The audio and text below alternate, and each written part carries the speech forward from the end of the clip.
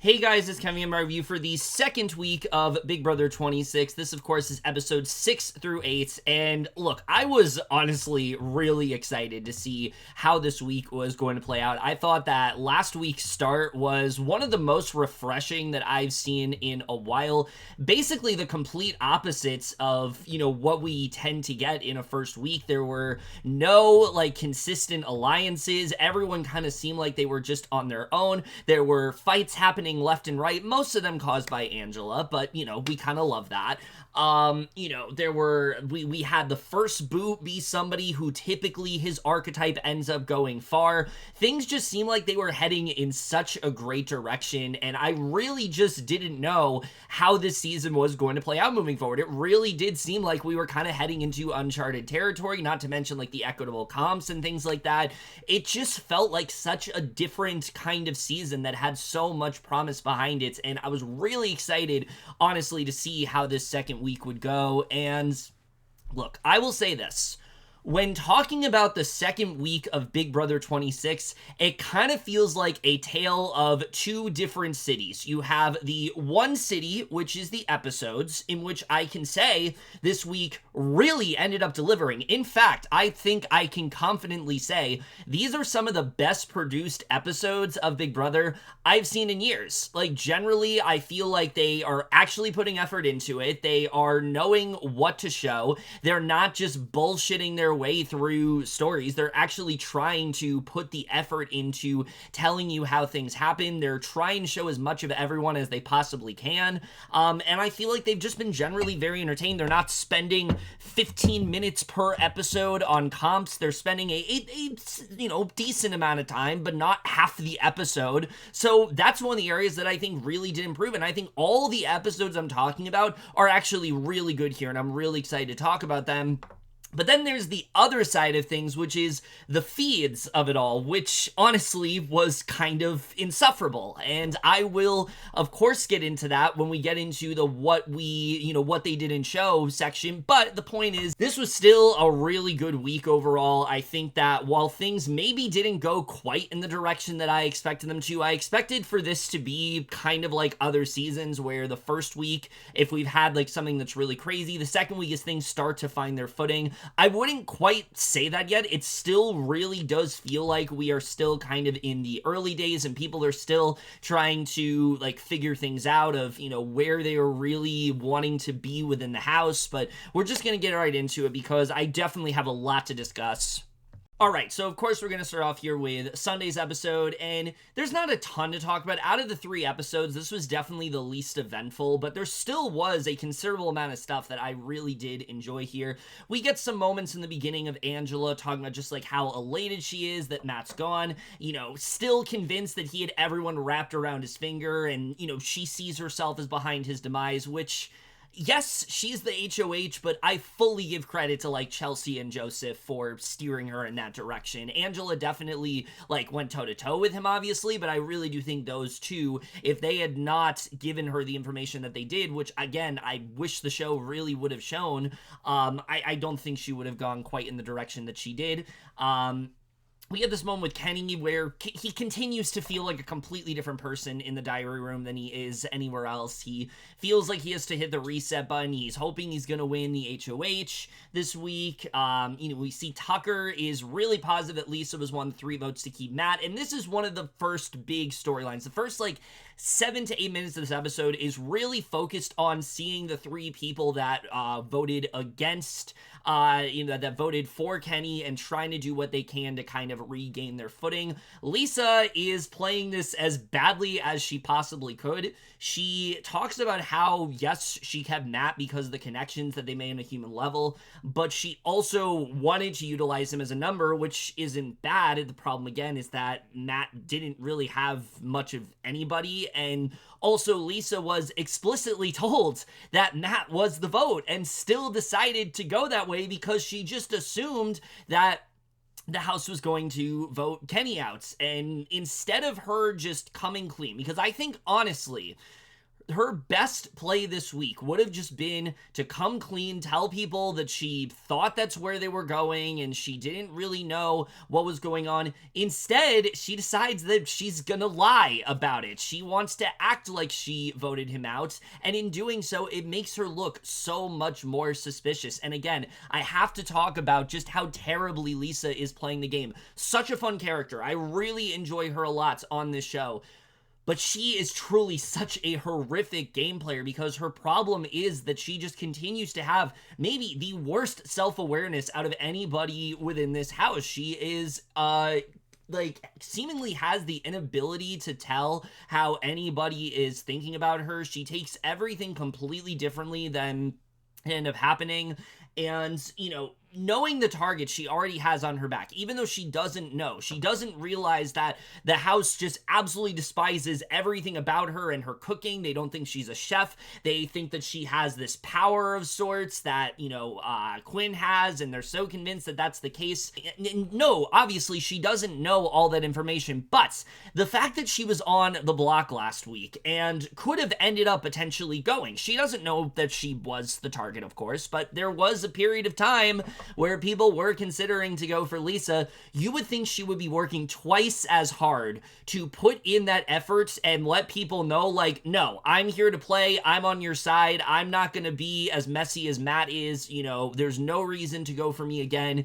And the fact that she decides to lie to people about it, it just makes all the things that they are already annoyed at that much more pronounced. And really, I think this move alone really just kind of ends up sealing her fate. I think this was such a horrible move, and I don't understand why she decided to just straight up lie to them about it, because, I mean, everyone is seeing through it. She's talking to Chelsie. Chelsie doesn't believe it. She knows that her and Matt were close. So again, I think if Lisa had just come out and said that, yeah, I connected with Matt more than Kenny, that's perfectly understandable. Like, I don't understand why she was so concerned about, you know, telling the truth. I think her reasonings for keeping Matt, honestly, are valid ones. It's early enough in the game to where I don't think it's going to ruffle too many feathers, especially compared to like an MJ or a Leah. I think those are the ones to be more concerned about because they were actually aligned with Matt, whereas Lisa, it was more so she just felt better with Matt than Kenny, which again makes sense. I've heard that reasoning plenty of times,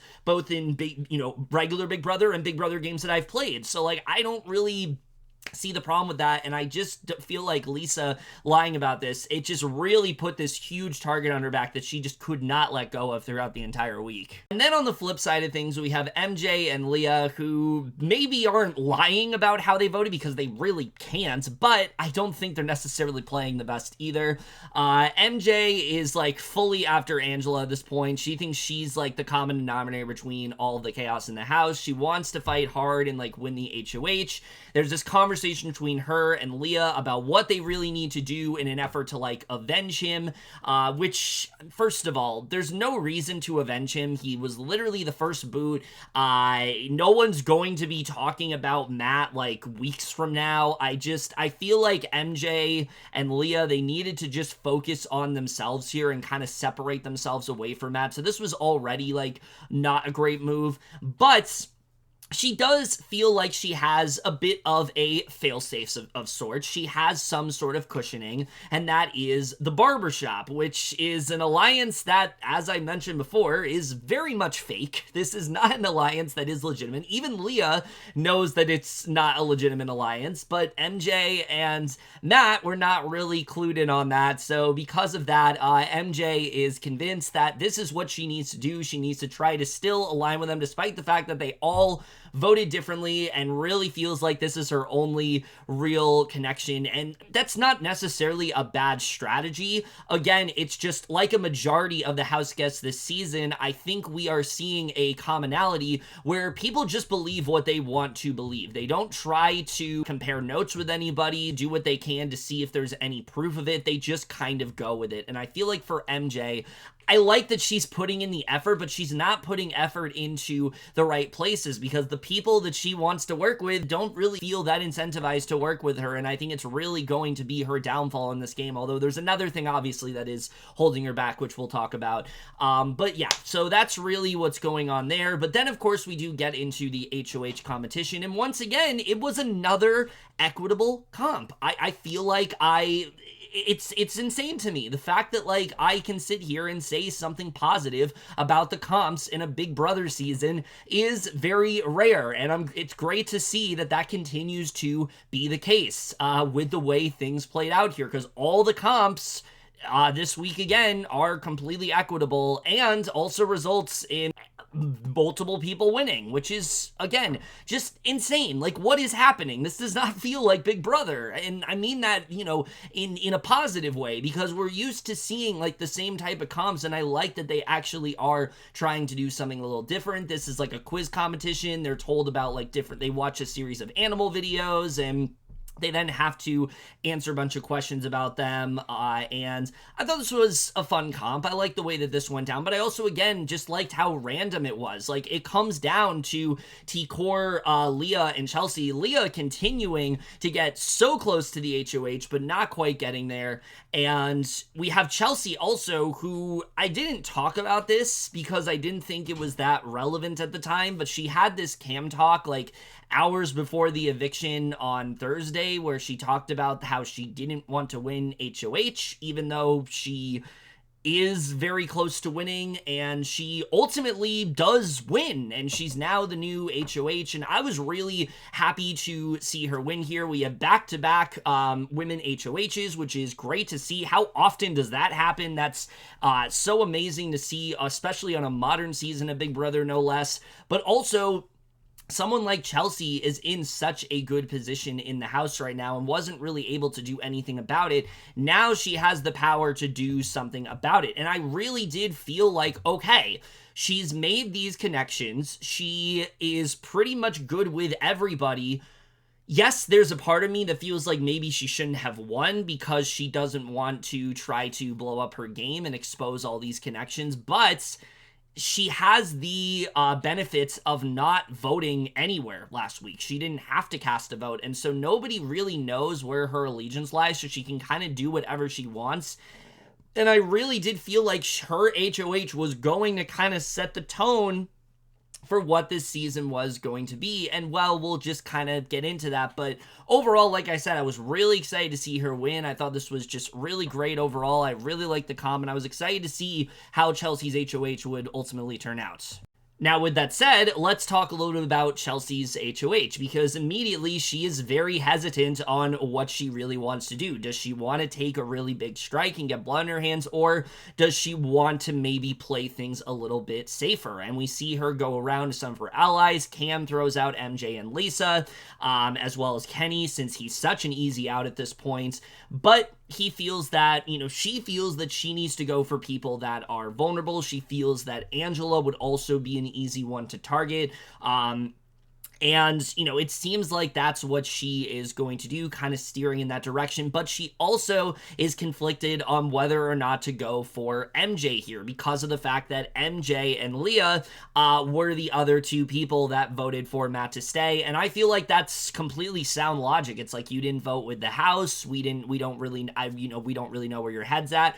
But I think ultimately it's good for Chelsie to not do that, considering that she didn't vote last week. I think it's better for her to not do that. And so I can really see why she is constantly like flipping back and forth between this, because I think there's pros and cons to both. We'll talk about obviously what she ultimately chooses, but we also need to get a little bit more into what else she ends up doing as an HOH, because I think when you win HOH on Big Brother, I'm sure I've said this before, but I'll say it again, I don't think you should just use it as an opportunity to make nominations and just make sure that you are good heading into the next week. You also need to make sure that you kind of use it as a way to get yourself further in the game, to really make a name for yourself in this game and set yourself up for the end. And I feel like Chelsie had an opportunity to do that, and she kind of doesn't. And let's talk a little bit more about what she ends up doing, because we see that her and Cedric, after both being mascots, they've grown very close. They also feel really good with Cam.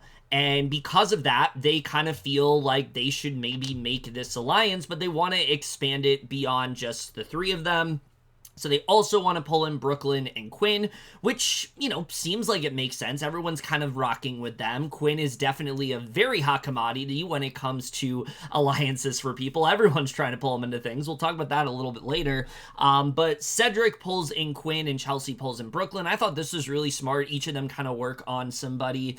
But both of them are very hesitant about this. They feel like, you know, Quinn feels like he's at the bottom. Brooklyn kind of feels like she's at the bottom. The fact that she was like the last one pulled in, but they both graciously accept the offer. They establish this alliance known as the Pentagon, and they're going to try to meet later on to discuss nominations. And Quinn at this point feels very trusting towards this group. He wants to go deep with them, but he doesn't want to let them know about his power. That's something that he wants to keep airtight, although he probably should have kept it a little bit more airtight, which I'll talk about. But he feels like others are going to rethink every conversation they have with him if he lets them know, so it makes sense why he doesn't want to tell them. But we then see a little bit more of Chelsea's pitches. You know, Tucker is suggesting Lisa to her, which is not surprising considering that he straight up despises Lisa. We'll talk about that a little bit. But Angela goes to her and kind of lets her know that she doesn't want to go home, basically mentions that she feels like she's going to be put up, but she also just wants to play a really smart game. And I think this is actually a pretty good pitch. She talks about how good of a shield that she could be, and if she did put her up, that she wouldn't put her up in return, and that she can be trusted. Chelsie just feels like it's kind of inevitable that she's going to have to go up, but I do think this was a good pitch from Angela. There's something else she did that they did not show in this episode that was not great from her, but I thought this was actually pretty good. The best pitch, I think, was from MJ here, because I think MJ was kind of in this very precarious position where she could have done one of two things. Either she could have pulled a Lisa and just kind of deny everything and not own up to the fact that she did vote for Matt, or she can actually try to come clean about it and maybe try to forge something with Chelsie. And I was very happy to see that she actually chooses the latter here. She talks about that while, yes, she's sad that Matt's gone, she really just wants to try to play her own game. And I think this is exactly what you need to do. Don't dwell on the previous eviction. Show that you're here to play. Show what you can bring to the table beyond the person that just left. And I think that she does a good job of that here. I think far too often with showmances, you know, what ends up happening is they get so involved, you know, being seen as this pair that they don't know how to play as separate entities. And I think what's good about Matt leaving so early is that it does give MJ a chance to play on her own. And I like that she's admitting to Chelsie that she wants to do that. I think that was really good.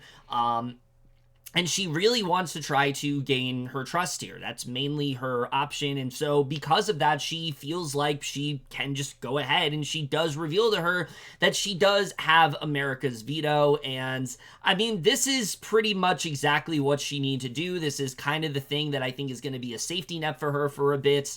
And I'll talk about why that's and that's both a good thing and a bad thing. I'll talk about that when we get more into the things we didn't see. But Chelsie feels that now she has like legitimate incentive to keep MJ around. She has this power. She wants it on her side, and she's unsure though whether or not to put her up, because she knows that she has the power, or if she uses that to work with her. So she's not entirely sure on whether or not she should do this. She does meet with the Pentagon a bit to kind of discuss nominations, and it seems like she's kind of waffling between two different nom sets, and ultimately she does decide to go for the safe play here and nominate Kenny, Angela, and Lisa.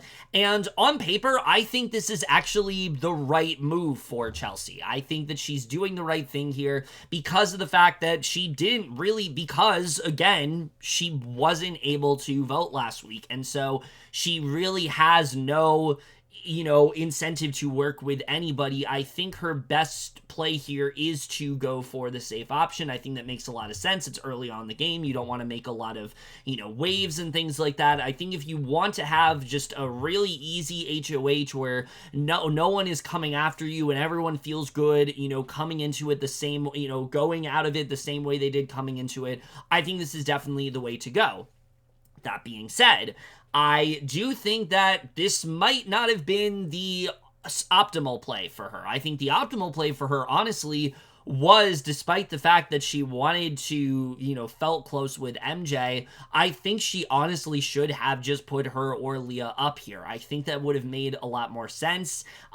You are making it seem, because the problem is Chelsea's kind of in this bind now where it seems like she's good with MJ and Leah when she's really not. It's not like she wants to work with them or anything. She's just kind of keeping MJ around because of her power and things like that. And I think it would have made more sense to put up them and put one of Kenny, Angela, and Lisa up as a Renum. I don't think anybody gets mad at that. And I think that really was like her big issue here. But overall, I mean, I thought that she did put in some pretty good work here. And, certainly a better round this time than Angela straight up not telling anybody about her nominations. At least Chelsie was open about that and made it clear who was her target, and I think she did do that really well here. The only other things to talk about real quick in this episode is that, while Tucker is pitching to Chelsie about why Lisa should go on the block, we do see a full-on montage of just the very one-sided but very entertaining rivalry between Tucker and Lisa. And I say one-sided because Lisa doesn't realize that this actually is like a rivalry. She thinks it's just like a playful thing. She said as much in like exit interviews and things like that. And I mean, this is just everything we love about a rivalry in Big Brother. I think the best ones are the ones that are just so incredibly petty for like the dumbest reasons, and that's exactly the case here. We see that she's one-upping him a lot. They're kind of competing for different dinners. He wants to make more straightforward stuff. She's making these like super exotic dishes that she really doesn't eat, that she herself doesn't even want to consume, and that's really irritating him. We of course get to see extensive scenes of her putting like ridiculous amounts of edible glitter onto everyone's dishes and doing it very forcefully. Nobody's telling her to do this. Lisa just adds the glitter because that's what she thinks they should do.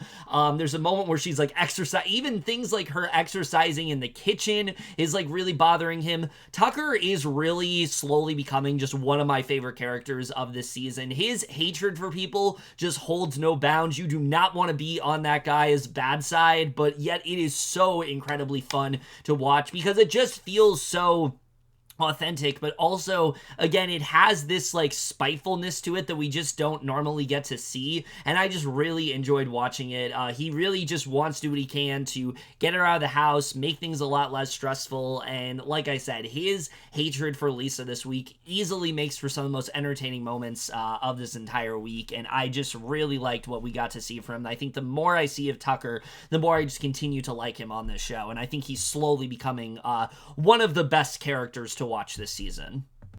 And then the only other thing to really talk about is we did get this really good scene between Kimo and Chelsie. We kind of get into a little bit more of Kimo's backstory, how his dad was this minister and he had to grow up in this church, and it gave him like a lot of emotional stability, and he was surrounded by a loving family who like accepted him for being gay. He also still didn't feel like he was understood, and he felt like there was a part of him that he just kind of had to hide. And the saddest part is that his dad unfortunately passed away before he could ever come out to him. And these are like the small authentic moments that I just really like getting to see in a good Big Brother season. I like seeing the scene between them. I like Chelsie talking about how her brother also came out recently and like perceived that his family was upset, but like they kind of welcomed him with open arms. That was just a really effective scene overall. I always enjoy, like I said, these more personal scenes of getting to know the house guests. I think they're crucial for the season, and I really like when the show ends up going about them, and I think this is just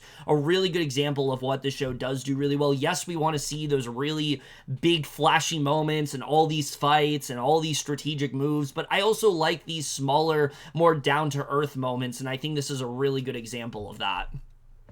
Okay, so now that I've talked about everything on Sunday's episode, now I just have to get into things that we didn't see. And here is where I get into really the hardest thing to talk about in this week is that don't expect this section of the video to be very long. Now, for Sunday's episode, yes, I do have quite a bit of stuff to talk about, but the majority of what I'm talking about in this section is like the overall week. I'm not talking about things that just happened before the nomination ceremony because, to be honest with you, it is very hard to really talk about what we didn't see because most of this week is upended by constant feed blockage.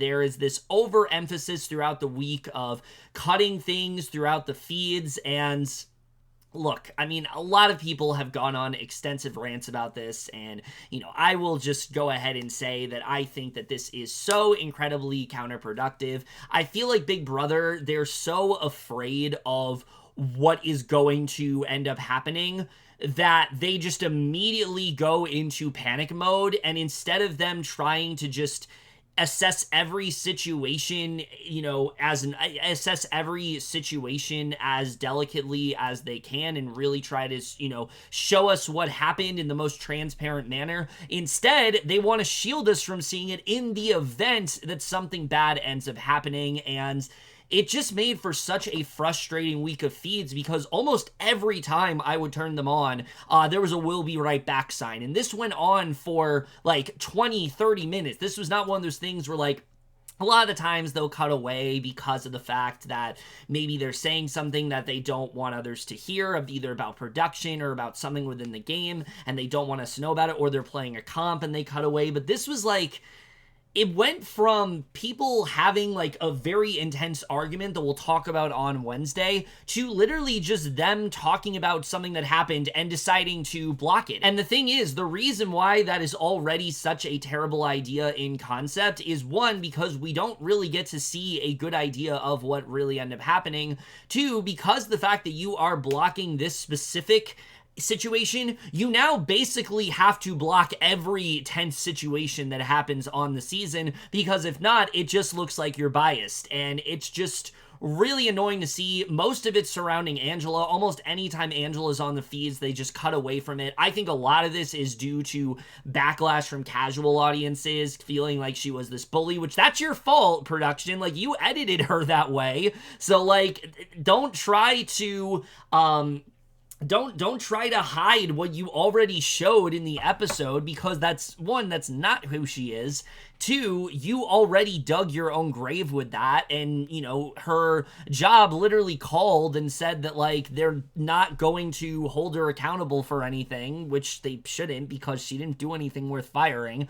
But, the whole thing is just so incredibly stupid, and I just really wish that they would understand, like, how much better the show is with the feeds intact and not occasional feeds. Like, the feeds really do help the players. It gets us to understand their games better. It gets us to maybe credit them for things that we otherwise wouldn't. If a bad situation happens and someone's on blast for it, we know exactly how it ended up playing out. So it's just really frustrating to see them decide to resort to this. I think that there was a way they could have gone about this that would have been a lot better, and instead it seems like they are just so gung-ho on trying to protect themselves and making sure another TMZ article doesn't come out, that they are just trying to withhold any sort of tense situation from us, and it's really frustrating to watch. But with that said, I will talk about things that we didn't see real quick.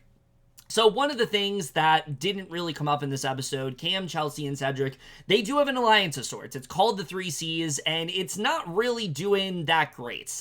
This is something that seemed like it had potential, but I think it really is falling off. A lot of it is because of Cam, because throughout most of this week, despite the fact that Chelsie, someone he's very close with, is in power, Cam decides he's going to spend the majority of the week trying to pursue Leah and trying to get into a showmance of sorts with her, which most of them are telling him not to do, that he needs to focus on the game, but he still decides to focus on Leah, and because that, he is completely checked out of the game throughout most of the week. And the same really goes for Leah, who really spends almost this entire week acting like like she's playing like Love Island or something. I mean, it was just so ridiculous to watch. And then in the middle of this, you have Quinn, who also really likes her and is so annoyed he actually doesn't, by the end of the week, like, doesn't really want to work with the Pentagon. He feels like he's on the bottom. He doesn't trust Cam.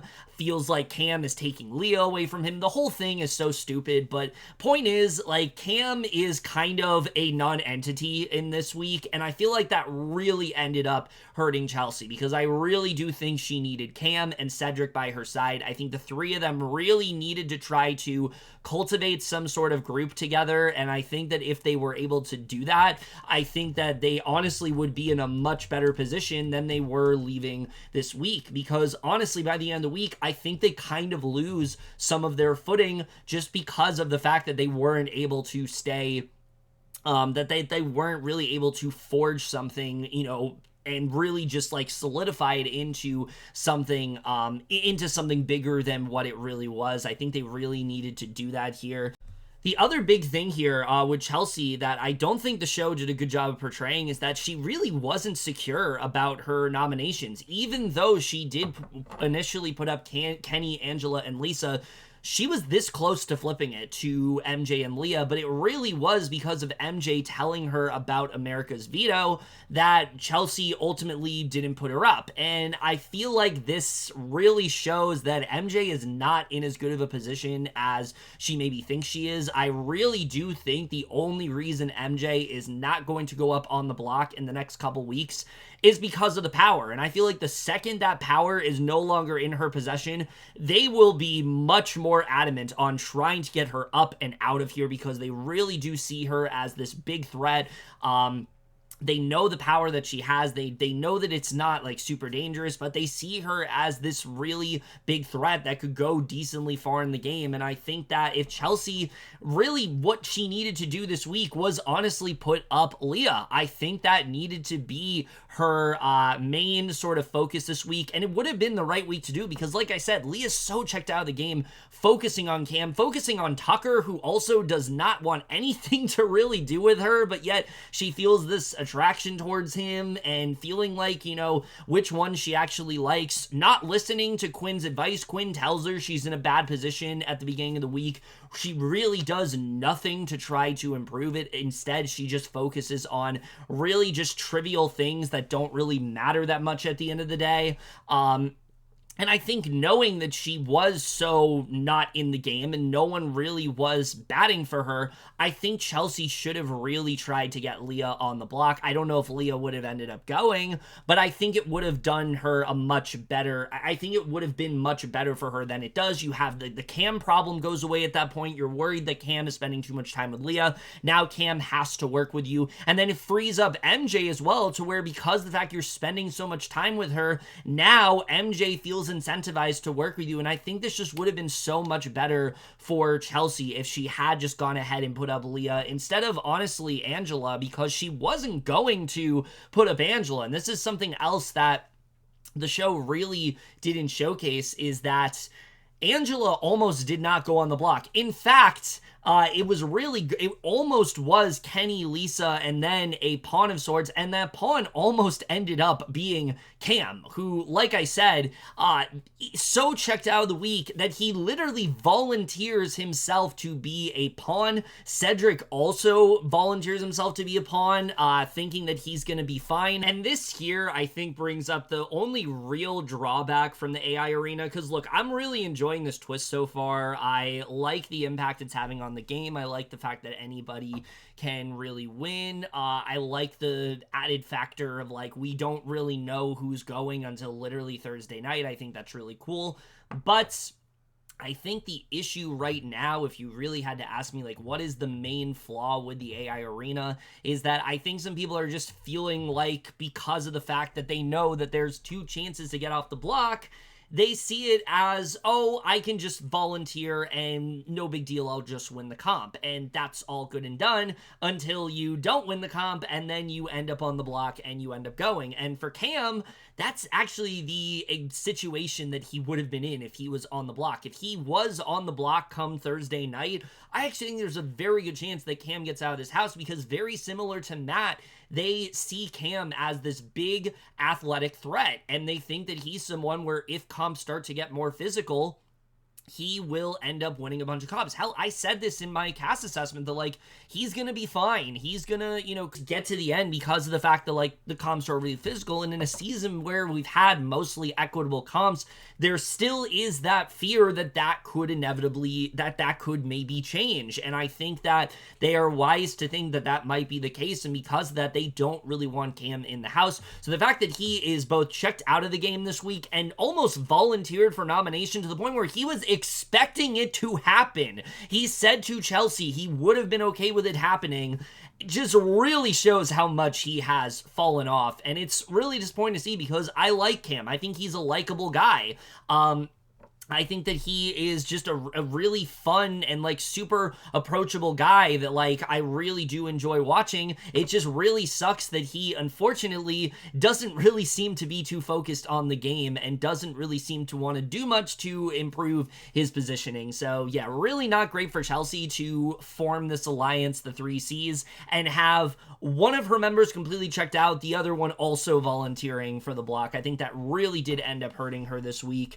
And then really the only other thing to talk about here is the fact that Angela, before nominations were made, like literally right before, ends up going to Chelsie and essentially like gets herself on the block, tells Chelsie that like she's expecting it to happen minutes before the nomination, and she assumes that she was going to put her up, but at that point she actually wasn't planning to do it. She saw it as too obvious. She saw it as, this is something that a lot of people are going to do, but I don't really want to do it. I think she might have honestly ended up putting up Leah in that scenario, or maybe went through with putting up Cam or Cedric, which would have been, I can't even begin to tell you how catastrophic that would have been for her. So I'm really happy she didn't go through with it. But at the same time, Angela basically got herself nominated simply just by telling Chelsie. And also Kenny also volunteered for the block, which was not discussed because the show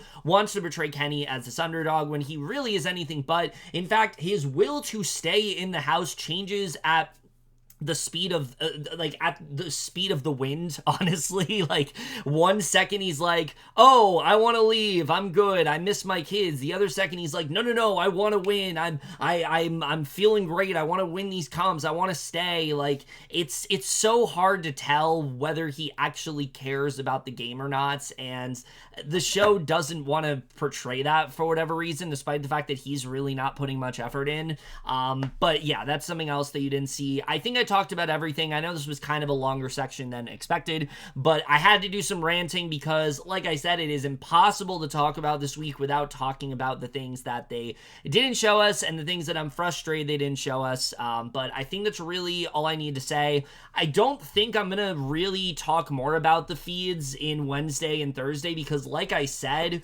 they really started to like obnoxiously start cutting the feeds at a consistent rates after the events of Wednesday's episode. That's really when everything started to go down, was like Saturday of last week, like right after the veto. But this was all the stuff that was happening prior to, and that stuff that I can actually talk about at length. And also the stuff they did show us was mostly what I just discussed, so there really isn't too much of a point to talk about other things that we didn't see, because like I said, they withheld so much from us, I couldn't even really give you a fair estimation of what we didn't see and things like that, other than just pure speculating at that point.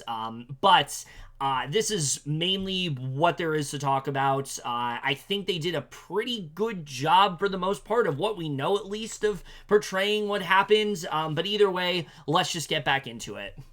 Another thing they didn't show, and to be honest, I don't know how you really would show this because it's not really like a segment you could do. It's more just like a decision that Chelsie made that I just don't fully understand, is that she basically like announced after winning HOH to everybody that, you know, normally the process with HOHs is they have people like, you know, ring the doorbell and talk to them one-on-one, and they try to get a consensus from everybody. And Chelsie basically made the decision to not do that, or at least she didn't want any structural one-on-ones. If they were going to come to her, they were going to come to her on their own accord, and not because of the fact that, like, they had to.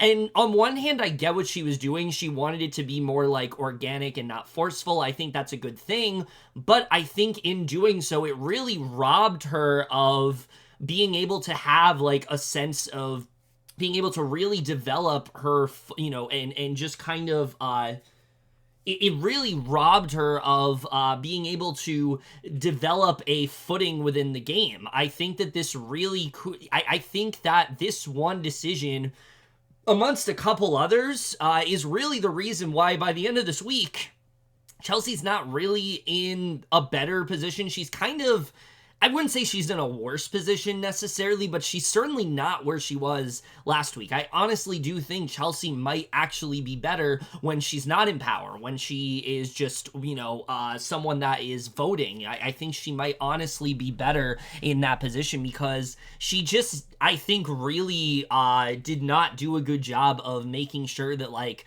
people felt good with her, that she could create some sort of alliance. I think if she had done more structural one-on-one, she could have seen, like, where people really feel with her, who she really wants to lock down. She concentrates a lot on Cam and Cedric, but like I said, that alliance wasn't really going where she thought it was. So yeah, I mean, I think it's yet another decision that doesn't sound that bad when you really think about it.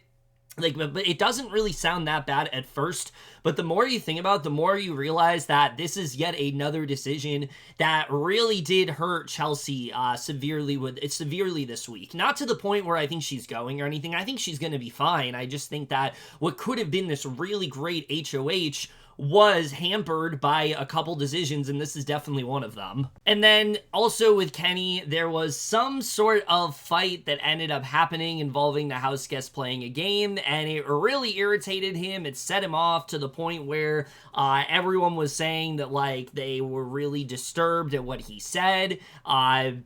They were hoping that he would leave.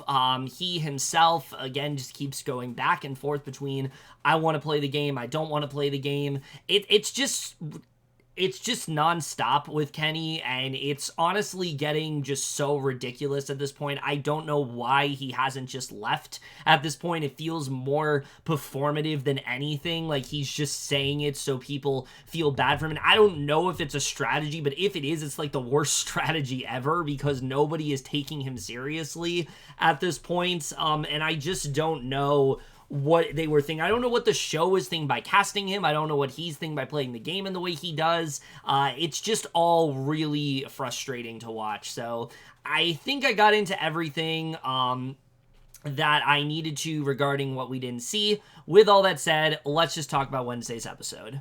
The only other thing to really talk about is the continuing Angela and Lisa feud we still really don't know the origins of. They, again, don't want to show us what happened in that fight.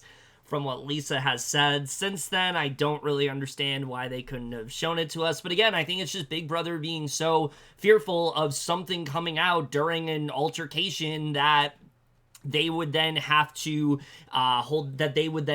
address, and rather than address it, they just want to pretend it never happened. And it's all really bad. I don't know why anybody would decide that is the route to take. Silence is just complacency. I feel like this is like common sense at this point, especially for a show that has been on this long and has worked with the way it's been done. I don't know why they would decide to deviate from it this far into its run. The only other things left to talk about on the feeds, I honestly don't think is worth discussing in terms of like alliances and things like that. One, because this cast is so non-committal when it comes to alliances that, like, I could tell you about an alliance at start and it probably will be irrelevant by a couple days from now. Like, that's how this cast is operated. Nobody can lock something solid down, which is still insane to me that we are this far into the season and still nobody has locked any sort of structure. There still is nothing. It's so fluid, and I love that. But because of that, it makes it so it isn't even really worth talking about alliances, because who knows if they're even going to end up lasting. Two, I feel like whatever I discuss here, they'll probably just show in the next episode anyway. So that's really everything I'm going to discuss that I don't think they're going to show and I think was pretty crucial for the week. So with that said, let's just go ahead and get into Wednesday's episode. Now, when we get into Wednesday's episode, this is an episode of television that I think is probably going to be the most interesting ones to talk about, because there's one major event that kind of overshadows everything else. And so I think I'm just going to go ahead and talk about that first, because that's probably going to be the thing that everyone remembers this episode for, which, yeah, I mean, I guess we'll just go ahead and jump right into it. So we see this montage very early on this episode with Quinn talks to Brooklyn about the Pentagon and things like that, and how they're both really wary about it, but they're trying to stick to it for now. We see this montage of alliances of sorts that Quinn is in. He has the Andersons with like Tucker, Kimo, and Cam, which start off as this have-not alliance, which not really going much of anywhere, but that is something that he has. He also has this 3 with Kimo and T-Core, known as the Visionaries, which is very important because this is the alliance that he feels he is the most truthful with, and he thinks he should be good enough for a while, but he's worried it's going to blow up in his face. And why is this important? Well, because it really is the reason why everything that goes down this week ends up going down in the way that it does. We see this scene between the 3 C's of Cam, Cedric, and Chelsie. They're talking about nominations. T-Core comes by, and they talk about how well, like, everyone's set up and things like that. And T-Core kind of brings up how, hey, you know, the 4 of us, we might not necessarily be working together, but I really want us to try to look out for each other. Let's try to make it to jury. Let's have another black winner. She wants them to try to do what they can to just keep tabs on each other and hopefully steer clear of any sort of concerns about, you know, another cookout or something like that. Any rumblings of that they want to try to shut down entirely. And unfortunately, during this whole thing, who is watching this but the most paranoid person that could possibly watching it in Angela. She watches this from the window. She goes right to Quinn saying that that's the group, and immediately alarm bells are sounding in his head. I think understandably Quinn immediately is interpreting this as the way that you would think he would interpret this, where, oh my god, there's a group of 4 black house guests and Angela just labeled them as a group. She is trying to, you know, showcase them as a threat. She is trying to pin them down as someone to watch out for. And he in this moment is terrified of what might happen. I think especially being a fan of the show, he knows exactly what happened in 24 with Kyle. He does not want to be Michael and Brittany in this situation, so he does the right thing. And during this conversation with Kimo and Joseph about nominations, T-Core comes over and he lets her know what Angela said, and she's obviously surprised since they were just kind of hanging out, not talking game, really trying to downplay what they were really doing. But this obviously puts a lot of fear into her, and you know, Quinn again I think is doing the right thing here. T-Core is a very close ally of his, so I think on a game level that this is very important for her to know, especially if Angela is coming after her and Chelsie and Cedric and Cam. This is very good to let her in about, but also I think on a human level this is definitely the right thing to do. I have said this multiple times. Michael and Brittany, I think, you know, really waited until it was, and everyone has talked about this when it comes to BB24, but like, they literally waited until it was convenient to them to reveal to like Taylor and Monty and Terrence what was going on. And I think as a result, it felt like they didn't care about it and they held on to it to further their game. Whereas I think Quinn realized that this is so much bigger than the game. This is so much more important than what's going on. And so I think he absolutely did the right thing here. But this essentially starts this game of telephone of sorts where she goes to Cedric and talks about what's going on, worried, you know, thinking about the worst possible scenario that Angela's coming after them. And Cedric then basically turns this into her saying that this is the group that she wanted to be, that she should be looking out for, which is not what she said, but that's of course how he interprets it. And Chelsie ends up spreading this a bit more, and eventually this does go back to Angela, who of course is completely just flabbergasted about this. She's honest that she said it, but she says that Quinn is the only person that she heard it from and that he likely told someone else. And Chelsie basically tells her that she feels that it was just a bit flippant. It put this target on her back, but basically tells her that they were just kind of hanging out. And Angela does what she does best and just immediately is doubling down, trying to defend herself, saying that she didn't mean any malice from it whatsoever. And Angela is very annoyed here. She's very hurt at what Quinn has done, and she wants to confront him about it. And after the veto, which we'll talk about, she does decide to go to him, and this is at the point where the feeds went down. After this conversation between her and Quinn, where she went to confront him, the second that she was about to talk to T-Core, the feeds went down, and for days we had no idea what went down in this confrontation, really could only assume the worst. And this is the other thing about taking down the feeds, is that when you are doing that, we are only assuming the worst possible thing is happening, that Angela is saying something really problematic, or that she's spewing a ton of like very racist rhetoric. And again, it just kind of makes us assume the worst. But seeing after all these days on this episode how this actually played out, if this is the edit to go by, makes the feed blockage that much more annoying. It makes it that much more maddening that they decided that this was what was worth shielding from the feeds. Because yes, at first Angela just immediately starts thinking that T-Core is calling her racist here, and she starts just like loudly defending herself and really handling this in the worst possible way that she can, trying to say that she would never do that, trying to make it seem like that she was saying that this is the group that she wanted, basically clarifying that she said that this is the group that she wanted to be a part of and that that mattered the most to her, which is believable because that was most of the collective, and it makes sense why she would say that.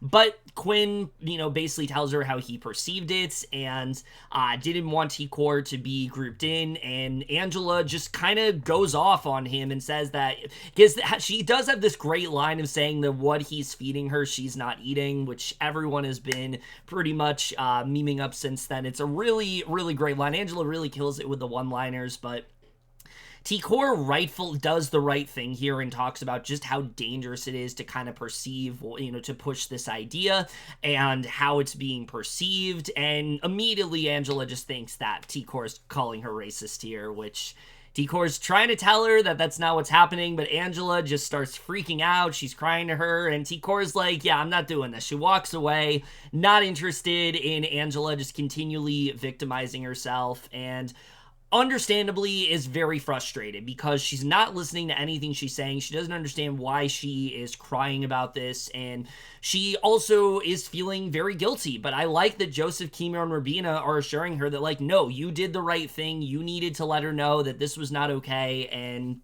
Angela then goes on a rampage. She is like loudly because here's the thing with Angela, is that if Angela does something wrong in this house, or at least this is becoming a pattern of behavior with her, is that she does something wrong, she wants the entire house to know about it, and she wants the entire house to know that she is at fault for what she did, but also wants to loudly defend herself as much as she possibly can. And that's exactly what she does. She goes around, she screams about the fact that she isn't racist and nobody should see her that way. Cedric tells her that he doesn't, and she like grabs him and then says that she would never target any of them because of race. She loves him. She loves T-Core. The whole thing is just so ridiculous. And, Cedric, I think, is right on the money here where he says that, like, the reason that they are annoyed at her is because she doesn't have her emotions in check. She's just flying off the handle. She's not willing to listen to anything that they are saying to her, and that's really the problem. She's mad that things blew up in her face. I think here's the thing with Angela. Yes, obviously, when someone is calling you racist and things like that, it is a very serious accusation, and it is definitely something that is going to get to you.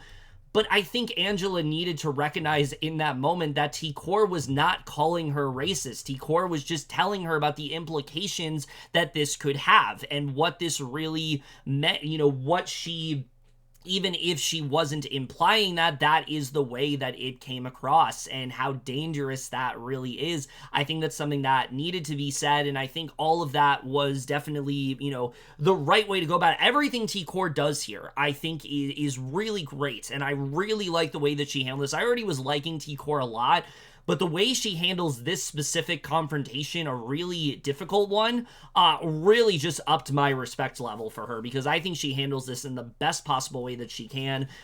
We then get this moment where Angela goes to the DR, and I think at this point she's kind of coached into apologizing to Tikor. At least it seemed that way to me. It really did seem like, just the way she was talking, where she's like, oh, after reflecting it for a bit, I'm gonna apologize to her. And it seems like this is something the DR encouraged her to do, but it does make for, admittedly, a very good conversation between these two, where Angela does admit that she was in the wrong, she was insensitive to her feelings, and that she was way too worried about the perception surrounding her. And Tikor is very understandable about it, says that, like, she didn't think this was her intention, and she really does appreciate her coming to apologize, and lets her know that she was never placing racist intentions onto her whatsoever, and she thinks that the whole thing was just a big misunderstanding. So yeah, I mean, I think that this was actually very well portrayed, but again, here is the thing when it comes to this, is that despite the fact that I actually did like the way they portrayed this, because I think they easily could have gone about this in a similar manner to how they have similar situations in other seasons, I like that they portrayed this in a much more, like, nuanced manner than I expected them to. The problem is, while watching this entire thing, my brain was just thinking, this is good, but imagine how this would have been on the feeds, when we wouldn't have seen what was cut out. We would have gotten to see a better idea of what the situation was, the depth of everything that happened. Because even though, yes, they do spend a considerable amount of time on this, I felt they could have gone even deeper. And I think it was incumbent upon the producers to really portray this in the most accurate way possible. And the problem is, at this point, I just don't have a lot of faith that they're able to do that, especially when this is coming from the same producers that had segments like Kyle being called out for his racism, and instead of them trying to show just how harmful that is, they instead decided to frame the entire thing around his perspective and make you feel bad for him. Or what they did with Luke last season, where they basically treated him saying the N-word like an afterthought, and like it wasn't important, it wasn't something that was rightfully called out, and really just threw everybody for a loop and sparked some really important conversations. They completely decided to just gloss over all of that. So this coming from the same production team, it's just really hard for me to look at this and feel like this is an accurate way they portray things, particularly when it comes to Quinn. I just don't really know what to make of the way that he was portrayed here, because the way I saw it, or at least the way, that it was perceived on the feeds, is that Quinn was doing this, on a human level. He wanted to let Tikor know what was happening. He didn't want to hold on to it for until it was convenient to him. He wanted to let her in about what was going on because he's an ally to her, but he also cares about her as a person, and he doesn't want that narrative to end up, really developing into something like it did in like Big Brother 24. But here, there's this really weird DR where he basically says that he wanted Tikor to like smooth things out with Angela, but also was like scheming against her. And I've seen a lot of people come down on Quinn for this, and look, if he was genuinely doing this all as strategy and he was trying to accuse Angela of being a racist and things like that and trying to do this as a way to like start this smear campaign against her, that's absolutely disgusting, and I really hate that he would do that, especially how it affects Tikor, Chelsie, Cedric, and Cam, what that means for them, putting all of them through this just for that. But the thing is, I don't know if that is the case, and I'm not going to try to say that that's what he was doing, because one, I don't know for sure how that actually, what his actual intentions were. Two, the way it's portrayed in the episode, that DR feels like it could have come from any conversation. It doesn't really feel like it was linked to what was specifically being talked about. It feels extremely out of place. I don't really know what they were trying to do here, but this is the one part of the edit that just really throws me off, and I don't really know what to make of it. It doesn't really align. It doesn't even really make sense, because why would Quinn tell Angela this intentionally, knowing that she could then out his power? Like, on a game level, it doesn't make sense. On a human level, it certainly is not something that I'm okay with. So yeah, I don't know why they would portray it this way. It doesn't really make a lot of sense to me, and that's why I question some of what is going on here. But there's also parts even during the confrontation with Angela where, like, they're clearly editing out certain things that she said. So again, I have no doubt that the conversation between her and T-Core and how that was all handled, that felt authentic. That felt genuine to me. That felt like it made a lot of sense with what we had seen. I like that we have this really good portrayal of, like, yes, this was all a misunderstanding, but what Angela said still was not okay, and it has these racist implications, and she needs to be more mindful of that. But we also get to see that that's not what she meant, and T-Core is understandable towards that, and they try to move forward. I think that was all really good, but there's still some things in the edit that just really confuses me, and I feel like it really just makes the fact that they decided to block this from feeds all the more anger-inducing, because we don't have that context. We don't have a way of going back and seeing, did they portray this accurately? And I feel like that's why they decided to do this. They wanted to prevent a situation where they are rightfully criticized for editing something in a way that was inaccurate or trying to give sympathy to someone who doesn't deserve it. You know, that's something that they have definitely had levied against them. And I think rightfully so, especially the way they portrayed Kyle in Big Brother 24 is fucking wild to me, when he literally, his whole thing was based entirely off assumptions. At least Angela, she is kind of right in terms of her reads. Like, Chelsie, Cedric, and Cam are working together, and she is correct about that. But still, still doesn't make what she said any better. So I'm very skeptical about what Quinn's true intentions were just based on that edit, but I'm also trying to not read into it too much, because it is simply just that, in edits. We don't actually know what his real frame of mind was, and I feel like we can't really judge based off the edit, just because, again, how inaccurately they end up portraying things. So I just don't really know what to make of that. I have seen people suggest that he could have potentially just tried to clarify things with Angela. This is something that she brings up as well. Why didn't you just try to clarify this with me? And yeah, I mean, he definitely could have. He definitely could have asked her, but Angela was saying it so cryptically and annoyingly in that way. I think it was easy to assume that she was being paranoid, because she has this habit of watching, and I think Quinn, knowing that she throughout the season already has had this habit of watching people talk in group settings and immediately just thinking that they are working together, thought the worst possible option and just wanted to talk to T-Core about it. That's at least what I hope he was doing. I hope he was doing this because he cares about T-Core on a human level and realized that, knew exactly what had happened in other seasons, did not want T-Core to have to go through that, and I think that this was, and I think I do stand by this being the right move for him, with him telling T-Core, but yes, maybe he could have clarified things to Angela and then gone to her. I'm honestly not really sure. All I know is that I do appreciate how nuanced this segment was, especially from T-Core's perspective. I like the fact that so much of it was framed around her. Again, it's just really hard to buy into everything, just knowing the way they have portrayed similar segments like this before. It's really hard for me to assume that this is the most accurate retelling of events, but regardless, I thought it was good, and I liked the way they handled it, and it didn't feel like incredibly manufactured to me, so I will give them that. I'm just not entirely sure if this is exactly how it all happened, but either way, I just really wish they hadn't hid this from the feeds. This was nothing that was even close to being worthy of like withholding from us. There really was nothing, at least that we saw, that I think would have caused quite the stir. I honestly think this would have been a really good this would have been very productive to watch, seeing these conversations take place, seeing Angela own up to what she did, seeing T-Core kind of talk her through, you know, what this, you know, the implications of what she's saying and the consequences that could have. I think all of that was really great. Again, I just really wish that they had and I think that it honestly would have had the opposite effect, because instead of for days us stewing about what happened on feeds, we would have known what happened. We would have been that much more excited to see how it would have gone down. Maybe we would have been a bit more disappointed with how watered down it was, because that tends to happen.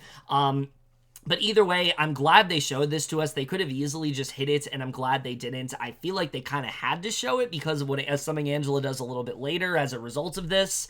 But either way, you know, it's easily the biggest segment of the entire week. It's something I think a lot of people are going to be talking about, rightfully so. I think it's very important. I think it's a very important conversation to have. I think it's good, especially also a good lesson to kind of show like what happens when you throw out accusations like that, even if you didn't intend for them to be deemed a certain way, how they can absolutely be perceived and how harmful that can really be to others. I think that's something that a lot of particularly white people really need to be more cognizant of, is how they really do, as how we really do say things to others and things like that. And I think that as how we really do, you know, say things like that about people of color, about Black people, I think all of that is very important. And I think it was very well portrayed through this segment. So again, while I'm still dubious about the validity of it all, I mostly was pleased with how this did turn out, especially considering how they have handled things before.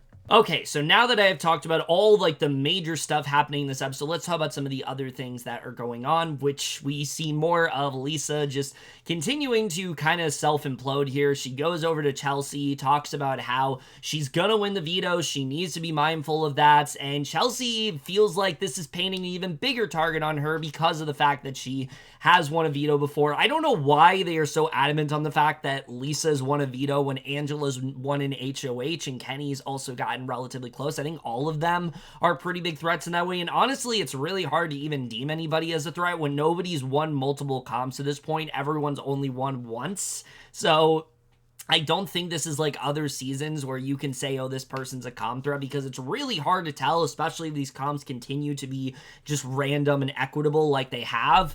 But basically, you know, she decides to tell Lisa that the target's going to be Kenny or Angela, and Lisa just believes her at this. She doesn't try to question it, and this is also where Lisa goes wrong, just blindly believing anything that people are telling her throughout the week. I just feel like she should have been questioning it, because look, she was on the block before. They could easily put her up again and get her out this time. She doesn't know whether or not she was the target. It's, again, the fact that Lisa doesn't think about these things. She just assumes that she's going to be okay because in her perspective, Angela is so much worse. I think if she had a bit more self-awareness, she would be able to realize that maybe I have done some things that have rubbed people the wrong way, and I need to do something to try to, you know, pivot over to Angela, show why she's this bigger threat. I think that would have done a little bit of good for Lisa, but at the same time, Lisa was really just in hot water no matter what she did. They were so fearful of her having this power, so fearful of her,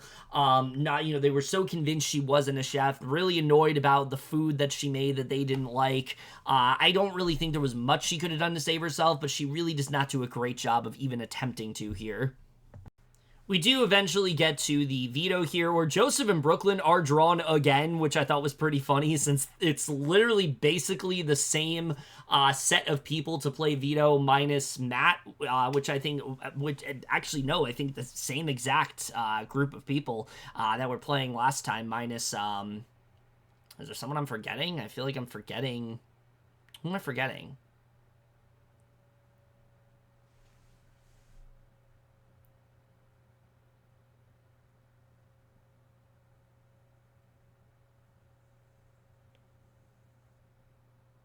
Oh, minus Kimo.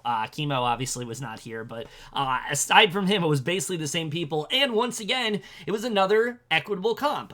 Basically, this is probably one of the more straightforward ones they've done in like a long time. They basically just have to build like a huge tower with like discs and platforms. This is literally like an org comp, like the kind of comp that I would see if I was playing an online reality game. This is a kind of comp that they would do. They have to try to knock it over. They have to try to do this without knocking it over. And it's really not close at all. With a very considerable lead, Kenny does end up winning the veto, and okay, I guess he doesn't want to quit the game anymore. I guess he's going to try to put effort in, right? Kenny actually wants to play the game. This was insane to me. Like, the fact that he has spent the entire game just saying he doesn't care and that he wants to leave, and then he wins the veto at the most unexpected points.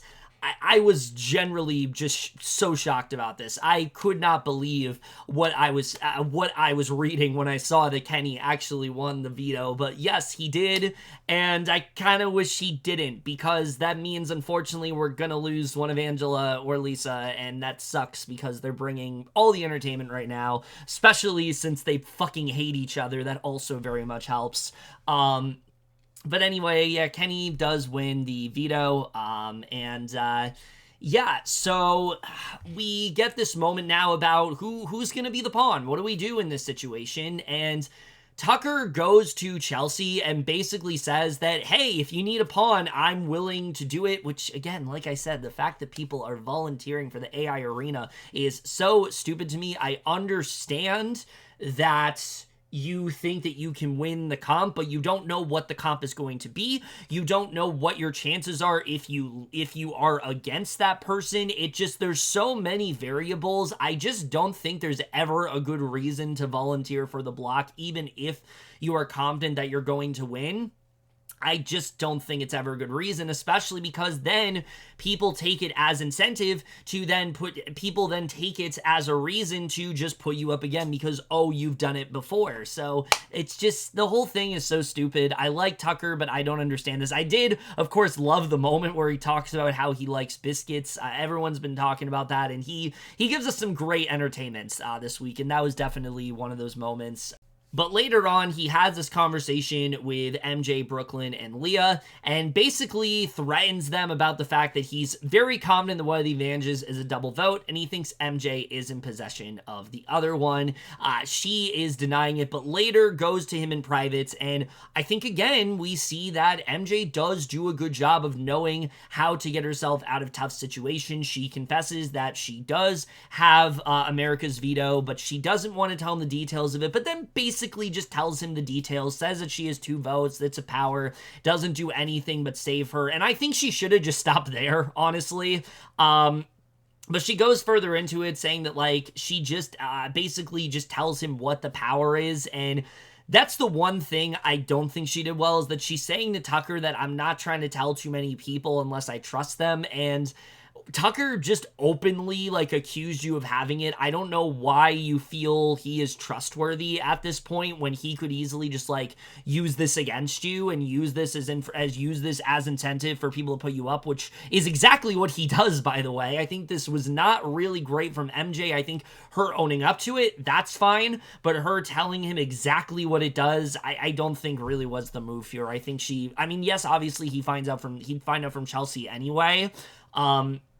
But I think that information is always going to be currency in this game, and I think that's something that MJ needs to be cognizant of. When you have information, you can use that as a reason to then go for that person, and I think that's something that MJ should have just done a little bit better than she did. But he does go to Chelsie, and there's a moment here where it's like, oh my god, is Chelsie going to put up MJ? Because he thinks that, hey, she has this power, she can take herself down. America then gets to choose someone up. It's out of Chelsea's hands at that point. She doesn't have to, have any more blood in her hands. And Chelsie is very hesitant because she feels that her or Leah could win next week and then easily gun for her after that. And this is where Chelsie loses me, to be honest with you. I think prior to this, her reasoning made sense, but this, I just don't really understand, because the entire week, like, she has literally spent almost the entire week hanging out with MJ and Leah. They are frequently visiting her HOH room and things like that. It seems like this is going to be a very frequent occurrence, even though she said she didn't really want any structural one-on-ones. They are the ones that are going there themselves. And yeah, I mean, I just don't think this reasoning made a lot of sense. I think especially with Chelsie not wanting to make any waves in the house, why not just go for MJ knowing that she can save herself? And you can easily spin this as, well, I know you could save yourself. I knew that this was something that you yourself, you were only going to use it on yourself. I didn't want you to never have to use it. And, I put somebody, I didn't know who America was going to put up. Like, I think there is legitimate incentive to let MJ, to just put MJ up and have her use it here. I don't really see the negative in that happening. Yes, obviously she could come after you, but she could also come after you when she doesn't have this power. Like, it's not like she can only win HOH when she has this power. The logic just didn't really make sense. I think her only real concern could be that someone that America puts up is such a big threat. It's somebody that she doesn't want to go, and then her HOH is fucked. I understand that. But I feel like it's a risk you need to take. If you know this power is out there and that she can use it anytime throughout the first 4 weeks, why not just burn it then, so then she is very easy to go for in the coming weeks? You don't want her that far in this game anyway. I don't understand why Chelsie didn't just go ahead and put her up here. I think it was kind of a very poor move on her end. I think this is probably the one thing that really kind of hurts her HOH reign, because she could have gone from actually taking a pretty big risk and potentially get out a big threat, and just kind of leaving it up to fate and seeing what happens from there. And instead, she kind of just went for like the easiest HOH possible with nominees that virtually anybody would have put up, and not really focusing on her own individual game. And I think that really did end up hurting her here. So yeah, I think her deciding to not put up Chelsie and instead does end up renomming Tucker here, I think was really a mistake. So this is really the one thing that Chelsie did that I'm just really not with at all. Right, so now I really do want to get into Thursday, which there isn't as much to talk about in this episode. There is quite a bit that goes down, but like compared to the other two, especially because we have the AI arena, there just isn't as much to talk about. The first thing I think we really have to get into, because the episode really is just kind of in two halves. The first half is really just continuing to see this beef ignite between Lisa and Angela, and I think we do get at least, and I was happy to see, we do get at least a little bit of what this is really all about. And it's literally something as simple as Lisa and Angela are like fiddling around with Tucker's clothes. He's in the shower, and Angela, like, casually calls Lisa a twit, and Lisa has a big reaction to this, to the point where she is just freaking out. She is taking this she is taking this incredibly personally, and look, I understand that some people are not able to take, to just take little jabs like that well, and you have to be sensitive towards others. I really do understand that. But come on, out of everything to get upset about, this is the thing you're going to get on her for. I could not take this seriously at all. I'm sure Lisa is a wonderful person. She certainly seems like a really nice person. I just think, again, she just maybe is just not really made for Big Brother, and I think this is kind of an example of that.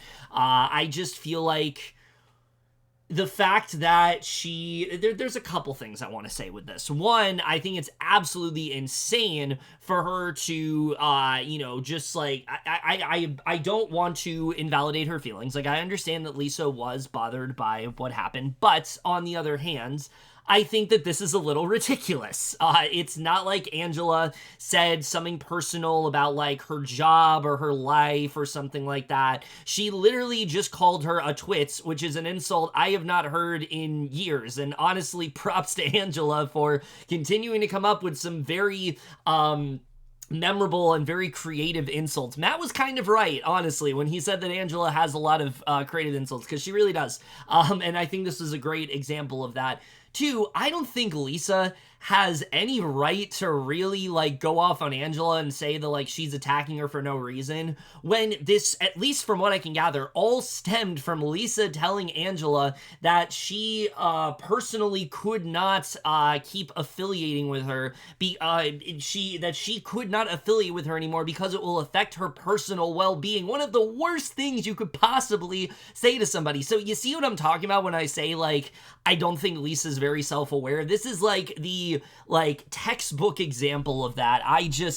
Look, was it really funny with Lisa saying, I'm a goddess, I'm great, I know that? Yes, that was fantastic, and it was really good television, but I still thought this was just absolutely insane that she took this in the way that she did. It was such a quick little thing. Like, it was nothing. They were just literally just fooling around with Tucker's clothes. That's all they were doing. And then all of a sudden, Lisa's like, what did you say to me? Like, oh my God, it was insane. I was not expecting it to go to the place that it did. And this is another thing that they, for some reason, like, blocked from the feeds and made it seem like Angela said something way worse than she did.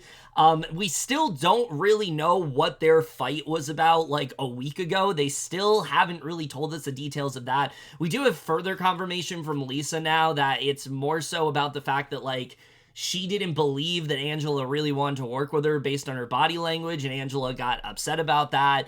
Either way, I feel like we were honestly kind of robbed of seeing more scenes between these two, because I just feel like their rivalry could have made for one of the most unhinged of the entire season. In a season that already has Angela just taking shots at everybody and really holding nothing back in any scenario, this could have easily been one of the most exciting of the fights we've had in the game. So it does kind of suck to see Lisa and Angela, one of them going here, but I really did enjoy that they actually did show it on the show. I don't have to, speculate over what happened, and the fact that we got to see one last little fight between them before, before we knew one of them ended up leaving. I thought this was a pretty fun sequence of events.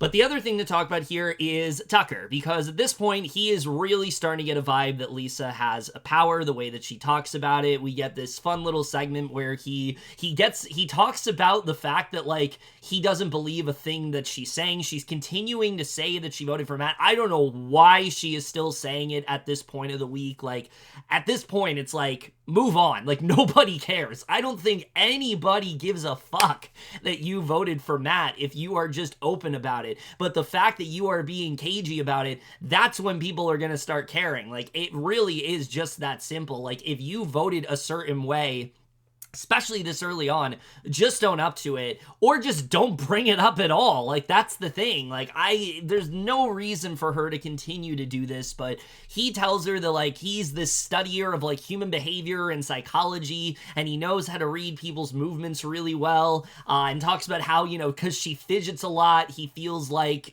she is guilty because she only does it when she's interrogated for something. Just a really fun moment. Like I said, I'm continuing to really love Tucker on the show. I feel like he is just such an entertaining presence, and he just finds a way to make, like, the most mundane thing really funny. Now, I will say, I can see him becoming someone where that does get grating. This tends to happen on the show, where you have someone that, like, at first, they're like, their personality is just electric, and it just, like, you get so excited when they're on the show. You love every single DR. You love seeing all the wacky hijinks that they're in. And then as the season goes on, it starts to become a lot more forceful, and I can see that potentially happening to Tucker, but he's just always so alive with everything that he's doing. He is just, like I said, he's just so, like, he's just very, like, vibrant personality that I just really find myself liking anytime I see him, and I hope that really does stick, because I feel like what he's doing now, that's just Tucker. This is not like a character he's playing in the diary room. This is literally just Tucker, and I'm just really happy that we are getting to see more of it, because I think it's a lot of fun to watch so far. So Tucker, like I said, definitely one of my favorites, but he has this conversation with Angela, which I did actually watch this on the feed. This is one of the rare times I turned on the feeds this week, and it was not on a "we'll be right back," and then I felt like I had to click off immediately. Here, I actually felt like I could watch what was going on, and it was a really exciting confrontation where she goes to Tucker and kind of just tells him that, hey, I think Quinn has this power, and he is not budging. He is very adamant that Lisa has it. They didn't show this on the episode, but he went to like this full-on rant, just once again bashing Lisa. It was really funny to watch. And the best part about this is that Quinn is in earshot of this entire conversation. Like, he's literally playing pool over here, and Angela and Tucker are right here. Like, that's how close they are to each other. The fact that Angela, like, is so bold that she's willing to, like, literally say this in front of his face. I mean, again, just Angela is a different breed of cracked on this show, and I am just so happy that they ended up casting her, because I think she is just so much fun this season, and you really just never know what she's gonna do. She's such an unpredictable house guest in that way, and it's really exciting to watch overall. And I think this is just another really great moment of that. Tucker then goes to like Joseph, Rubina, and Lisa. They're continuing to make it seem like they're gonna vote her out, and then they don't. And there's this great moment where Angela listens into this conversation. She's really sick of Lisa. She starts like mimicking her walk and things like that. Again, just some really great moments here, but I love Chelsie in this moment just being like, why can't we just like vote both of them off? Like, she's sick of both of them, and I get it that I think living in the house, it definitely would be difficult, but at the same time, you kind of see it as like, well, if they're fighting each other, they're not going to fight me, but that usually isn't the case when you have someone like an Angela who literally fights everybody. So I can see why that would become really grating for Chelsie, but again, some really fun moments there. But then we get into the fun again of the AI arena, and again, I'm gonna praise Big Brother. I like this twist. I like the way it is going. I think 2 weeks in, I can say that this is a success, aside from people volunteering from the block and kind of making things a little frustrating on that end. I still really like the idea of the AI arena, and I think this was another really great example of it, because the comp is literally just a 9-piece puzzle. This kind of gives Big Brother an opportunity to do a much more simplistic comp than we typically see them do, and considering how overly complex so many of their comps tend to be, how they favor like physical competitors and things like that, it's just really refreshing to see them like kind of branch out and do something a little different. And I think this was really fun to watch. Kind of gave vibes of the Caitlyn puzzle, though not nearly as easy as that puzzle. This was actually a little bit more difficult. You basically had to move all these gears, and there was like this there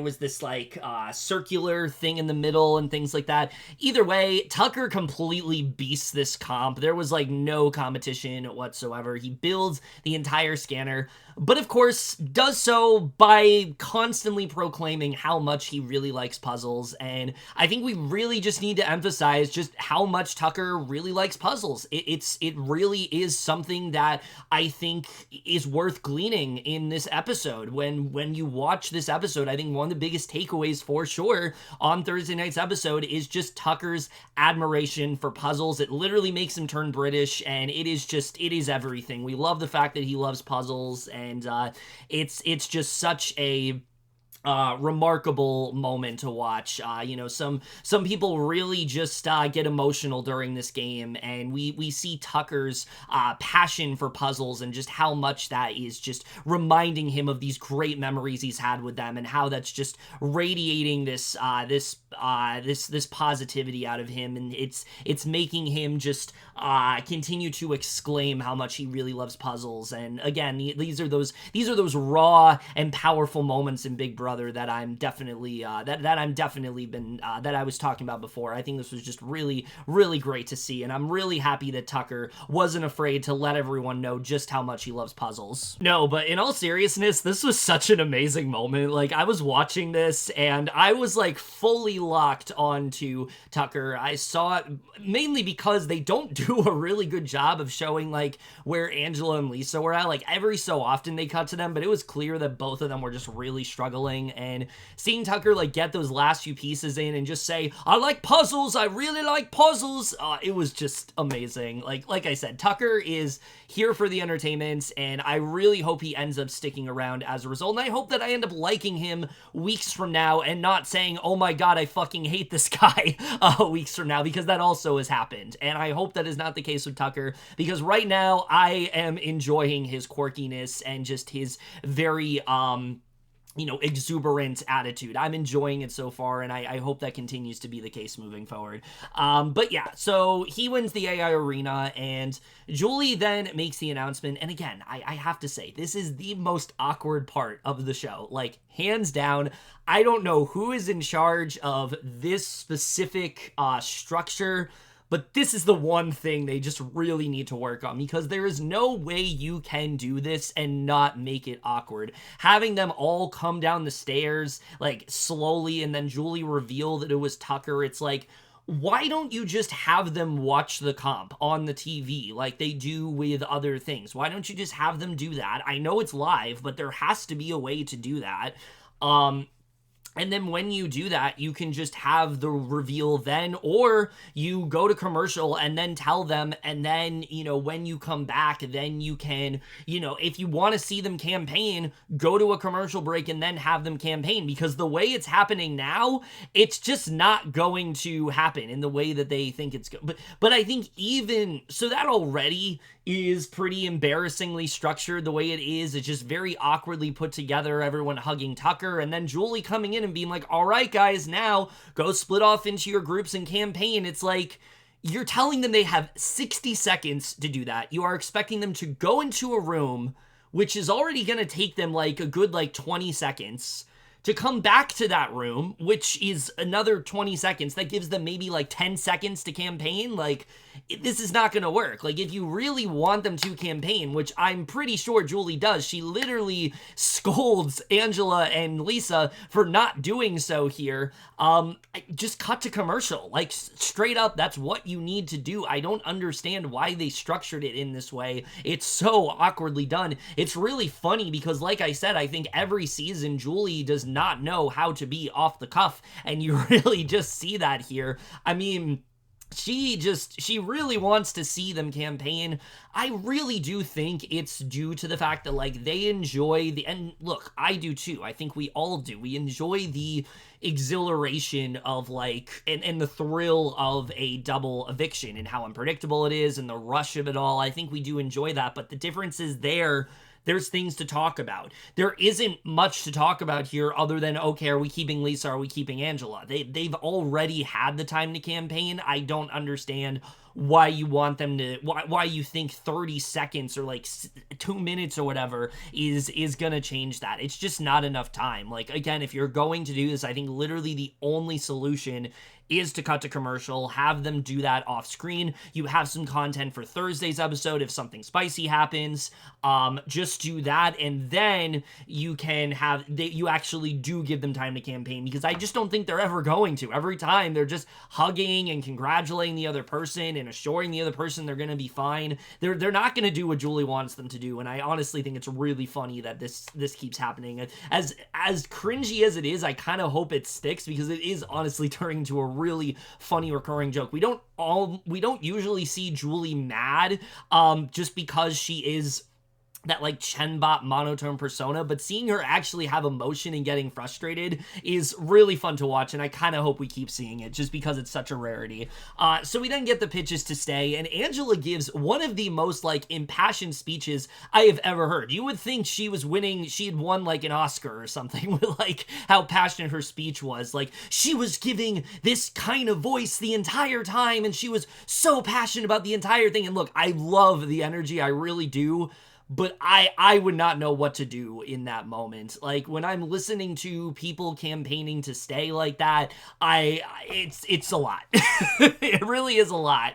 And it was really funny. She talks about how much how beautiful they all are, and how she wants to fight alongside them and be a part of them, and she claims she's never gonna freak out on anyone again.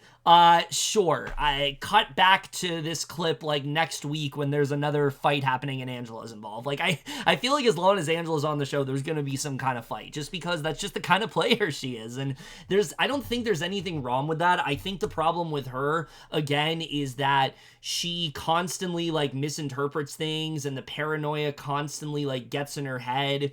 I just think that I think that's probably I think that's probably what it is. I think that if she didn't have this constant paranoia, I honestly think that she would be in all right position right now, but because she always is getting in her own head and creating all these fake scenarios and acting on those scenarios, it's ruining her game by the week. And I think the only reason she really gets lucky here is just because of, again, just how much Lisa also dropped the ball this week, because she gives, I mean, a considerably more toned down speech, and that's because she assumes that she's staying and they're all setting an example, and she talks about, oh, we have a higher purpose for everybody in the world, for what they represent, we need to stick to the original plan. And well, that's not really how it goes, because by a vote of 12-1, Lisa is the next person evicted from Big Brother 26. Kenny is the only person to vote for Angela, and at this point I feel like it's a fuck you. Like, I don't see any version of this where this is Kenny wanting to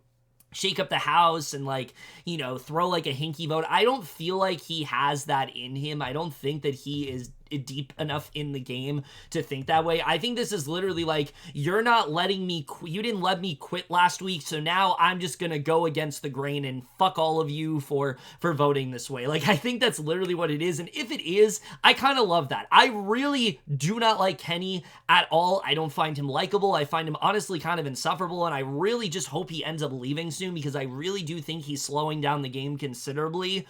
But if that really is what he's doing, I honestly do kind of love that.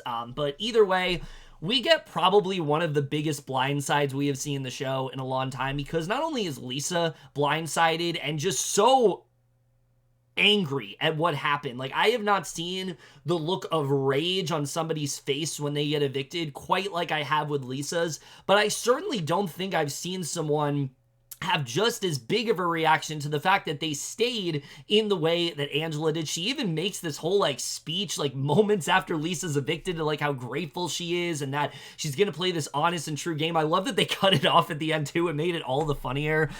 This was just amazing. Like, this is just a testament to how great of casting both Lisa and Angela are. They both bring so much entertainment, and they also just don't hold back when it comes to their emotions. They always are gonna have some kind of big reaction, and it's just really great to see. I feel like there's so many players who, when a blindside happens, they have that, like, fake, like, on their face, you know, like, they have that reaction, and I'm glad to see that Lisa and Angela's was, like, far more just, like, in the moment. Lisa being enraged, Angela being so shocked but, like, overjoyed that she stayed, acting like she won the game. It was so great to see. I loved it.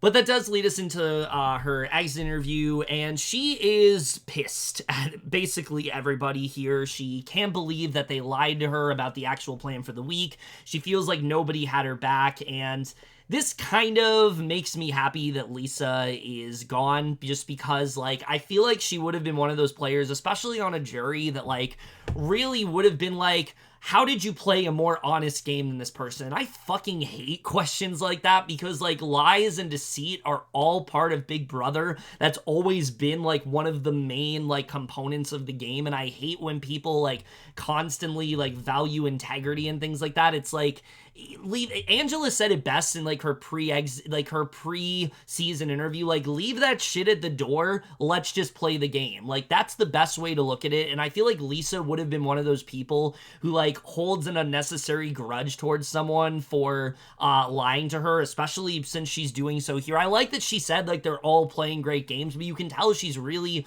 taking it personally. And look, I get it that, like, some things are gonna sting, but you didn't even try to think that maybe they were lying to you. You just believed them at their word. Like, that's the issue here. It's the fact that she didn't really try to check in with anybody to see if that's what they were actually doing. She just assumed that that's what they were doing because that's what they told her in a group, and she just assumed that was the case. So Julie then does something that I thought was just absurd. Instead of her, who, remember, Lisa, to my knowledge at least, there's no buyback. She's not coming back. She isn't someone that you need to withhold information from because of the fact that, like, there's something about her that nobody else in the game can know.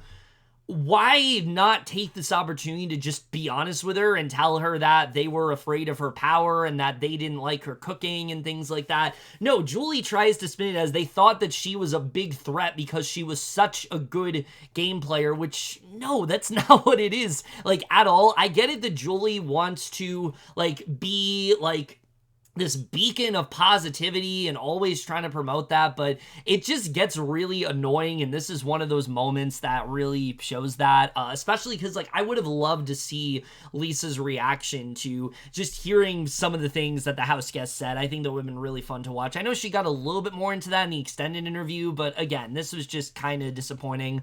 She says that she wishes she would have had the opportunity to show them that. She admits to not having the power and felt that she was very transparent, open, and honest, and again, I mean, I'll say right now, if we're talking from a casting perspective, yeah, Lisa is absolute aces. Like, she's everything that we want to see in a house guest. She is explosive when she needs to be, but she also has this, like, zen type energy to her that is so funny to watch. She tries to remain calm at all times, and she tries to act like she is, like, the level-headed one, and she's the one keeping everyone together and keeping the peace, when in reality, all the things that she was trying to do, the house guest couldn't stand, and it was that much funnier to watch as a result. Seeing them complain about the fact they didn't think she was a real chef, down to just her rubbing essential oil into everyone's pillow, which, by the way, is insane that she ever thought that they would like that. Like, she literally took the bottle and just rubbed it like she was waxing a car, basically. Like, that's how she, like,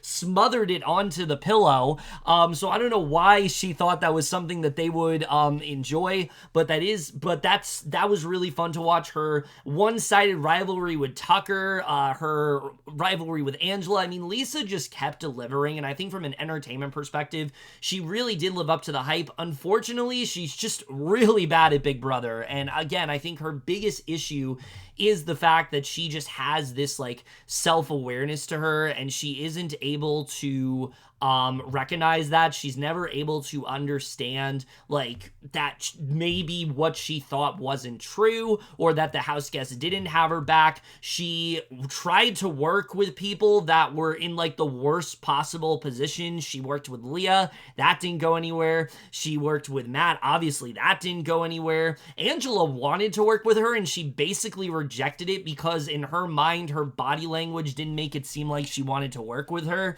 So, again, I think Lisa just was never able to find her footing, basically due to her own actions, because she just believed people at their word and didn't try to clarify things with anyone, didn't try to lock anything down, and I think that really did hurt her game. Again, the fact that they were just bothered by, like, the most mundane things is really just a testament to, yes, maybe they were mundane, but in every single situation, she said, like, the worst possible thing that would just rile everybody up and make them distrust her that much more. It was just, like, just watching this train wreck go by, and it was really fun to watch, but honestly, I do think it made sense for her to go when she did. I do think after a while, it would have gotten really grating. I would have loved to see more between her and Angela, but I did enjoy the 2 weeks we got of her. I thought she was a lot of fun to watch. You know, maybe one day she can come back and prove herself, but overall, I mean, I was just, as a player, she's kind of terrible, but also the majority of these players really aren't that great so far. Lisa is by far, I think, one of the worst, just based, again, just how bad her social cues are, how bad her self-awareness is. I have never seen a player actively sabotage things in the way that she does, and we're talking about a season where Angela's on the cast. Really just underscores just the kind of game that Lisa played. Really fun to watch, really gonna miss her on the feeds, really gonna miss her on the show, but overall, I thought that this was a very satisfying exit for her. Her being so befuddled and confused as to what went on, again, I think that she was one of those house guests that just kept delivering, but yet also just made every possible wrong move that you could and handled every conversation in the worst way possible, but yet it was just such an absolute joy to watch, and I really do hope that we get more more players like Lisa. She kind of feels like this older version of Caitlyn. I feel like they have a lot of similarities in that way, especially down to the end of it all, the way that she ended up going. Now, obviously, Lisa didn't get into power like HOH or anything, but I feel like if she was, we would have had a very similar HOH to that. And these are just the kind of players that we need to see more of. These people who are just so inept at the game, but are just so incredibly fun to watch and just keep delivering. I think this is exactly what we need to see more of on the show, and I think Lisa is just such a perfect example of that. So overall, while it sucks to see her go, I really wish Kenny left this week, obviously. I do think between Angela and Lisa, this was probably the better outcome, but at the same time, it's still really disappointing to see just because of how much she delivered. All right, so before I do wrap things up here, I just want to give my general thoughts on this week overall. Again, I think a really good week all around. A lot of interesting stuff to talk about. The Angela and Lisa of it all was a lot of fun to watch. The whole debacle with the feeds, though, definitely did bring the week down for me. Them constantly cutting conversations and us really having a hard time understanding what's going on, but also being frustrated at what we weren't getting to see. There was a period of time, like I said, where they literally were just not showing Angela on the feeds at all, and that was just really frustrating. So that definitely does bring the week down for me. This is not nearly as... Like, while I still really enjoyed this week, it's not on the level of last week just because, like, the feeds are such a significant part of Big Brother, and when they are not at their highest potential, the show is not at its highest potential. At least in my opinion, that's how I see it. But overall, I definitely did enjoy it.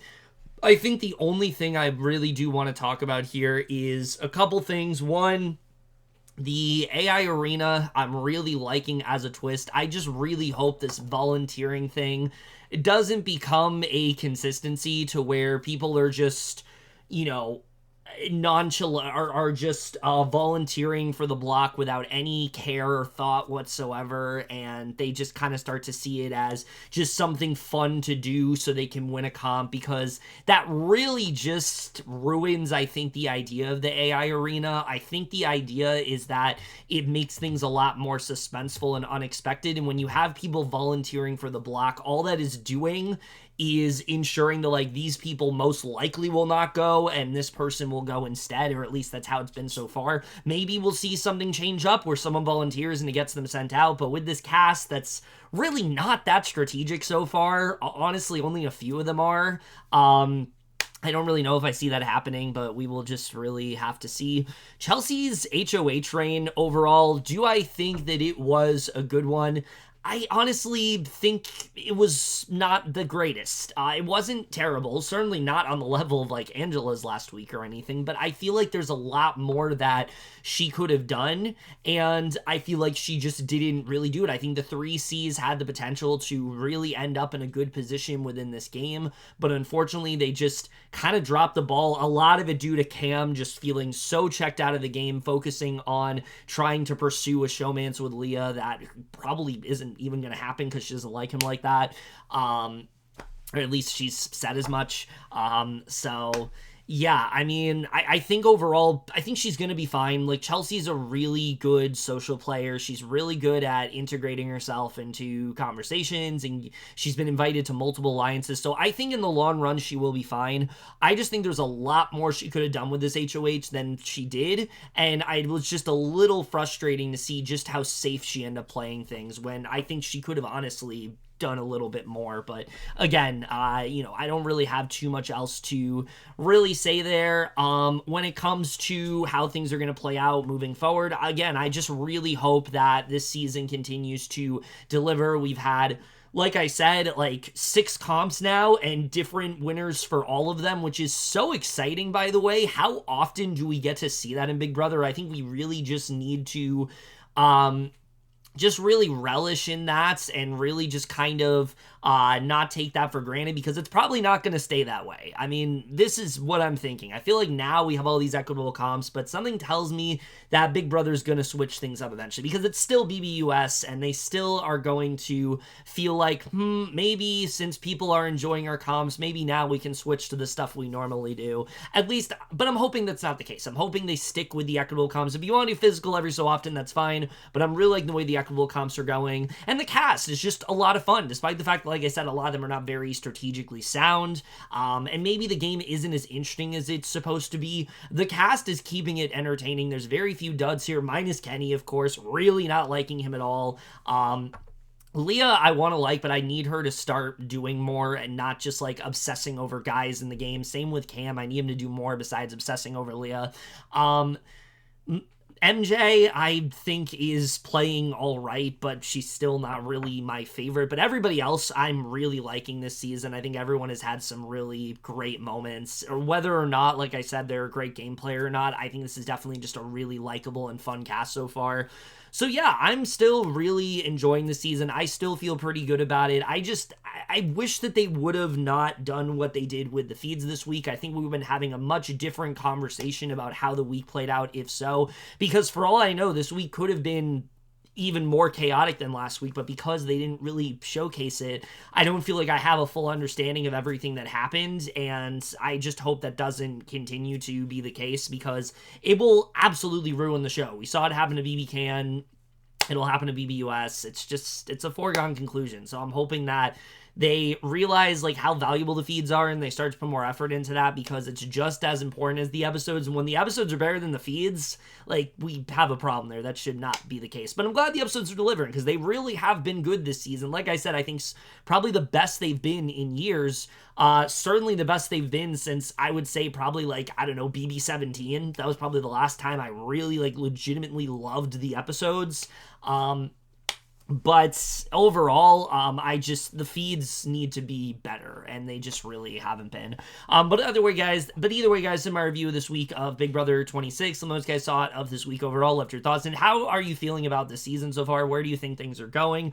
Are you liking the AI arena twist? Are you liking the way things are turning out? I know this video was probably very long. I had a lot to discuss, but it was a very eventful week, especially, I think, with the feeds cutting and things like that, and what really prevented that from happening, and what really, what caused that to happen. I think it was definitely worth discussing for sure. But that's it for this video. Hope you guys enjoyed it. We'll see you guys in my next video, and we'll see you guys for that. Okay, bye. Don't worry about your laundry, forget about